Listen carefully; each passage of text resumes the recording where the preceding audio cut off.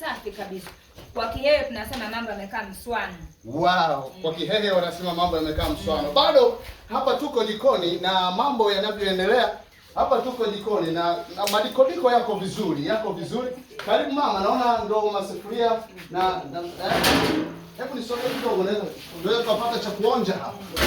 Karibu useme jambo. Kwanza kabisa napenda kumshukuru Mungu ambaye kwanza mwanangu amepata leo anavishwa pete. Mimi kama mzazi nina furaha yani ambayo imepitiliza. Niko jikoni ili vile ambavyo Mungu ametuwezesha siku ya leo. Niko na madikodiko hapa, na hizi ninapika wali mweupe, pilau liko mbele, nyama ambayo inasogea pale na ukiangalia unakuta kuna nyama iliyonona. Kwa hiyo jikoni tuna mambo mazuri na mimi ndio mama lao, na kwa jina langu naitwa Caroline Kibamba, pia ni mwenyekiti wa wamama. Wamama ambao niko nao hapa ni wamama wachapakazi, chakula kitamu, chakula kizuri, chakula kilichoenda.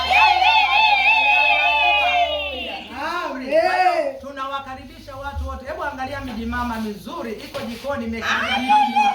Vyakula vitaliwa vizuri bila kumsahau ambaye ni tupo na kijana wetu mzuri yuko hapa ambaye anasema sisi tutawasaidia wamama, lakini yuko kijana ni mzuri na Mungu ambariki, tuko naye hapa jikoni. Kijana huyo anaitwa nani? Waziri wetu. Kijana huyo anaitwa waziri wetu na